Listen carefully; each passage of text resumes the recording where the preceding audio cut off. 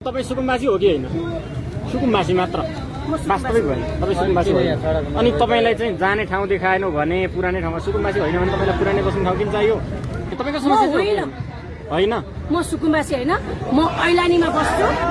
म ऐलानीमा बस्छु, नेपाल सरकारको ऐलानीमा बस्छु। म सुकुम्बासी अहिले पनि बसिराख्नु भएको छ?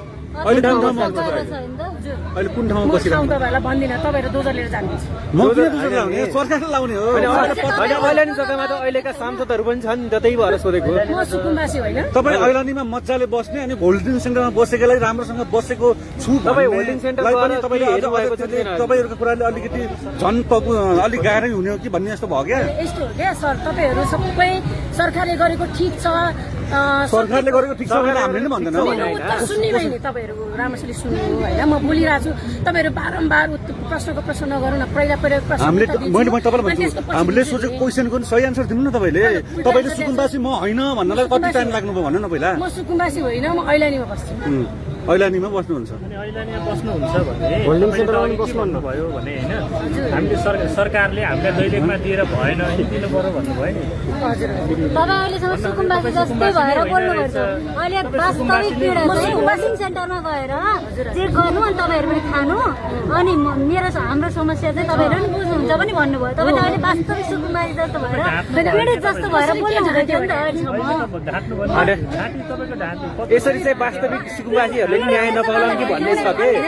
हजुर, तपाईँलाई मैले भन्नु अघि भर्खरै हामी तपाईँ आन्दोलन गर्नुभन्दा अगाडि हामी किर्तिपुरको होल्डिङ सेन्टरमा गएको थियौँ। त्यहाँ कतिजनाले होइन हामीलाई होल्डिङ सेन्टर अहिले ठिक छ, तर सरकारले दिएको यो 25,000 चाहिँ हामीलाई पुग्दैन चाहिँ भन्नुभयो। तर हामीलाई अहिले यहाँ बस्नु चाहिँ राम्रो छ, खानु पनि राम्रो छ अहिले, तर हामीलाई व्यवस्थापन गरिदियोस् भन्ने।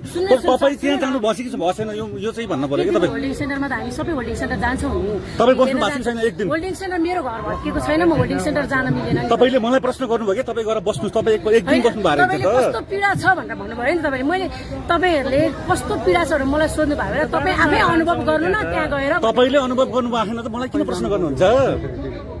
हामी त बारम्बार जान्छौँ त्यहाँ। अनि कस्तो अनुभव छ त तपाईँहरूलाई? अनि त्यहाँ कतिको छ, कतिको त्यही अनुसारको छ, कतिले हामीले अलिक गाह्रो भएको छ भन्छ, तर धेरैले चाहिँ ल हामीलाई ठिक छ भन्नुभएको छ। फेरि कतिले फेरि सुकुम्बासीले चाहिँ अहिले साइन पनि गर्नुभएको छ। अब त्यो खास के हो? हाम्रो उद्देश्य सम्पूर्ण होल्डिङ सेन्टरमा बस्नुभएको दाजुभाइ दिदीबहिनी आमाबुवाहरूको उद्देश्य र इच्छा चाहना र माग भनेको चाहिँ 25,000 होइन। हामीलाई खोलाको किनारबाट विस्थापित गरेर व्यवस्थापन गर्छु भनेर लगेको ठाउँमा होल्डिङ सेन्टरमा लगेर राखेको छ। होल्डिङ सेन्टरमा राख्दै गर्दा सरकारले स्थायी विकल्प नदिएसम्म चाहिँ त्यो होल्डिङ सेन्टरमा ननिकालियोस् भन्ने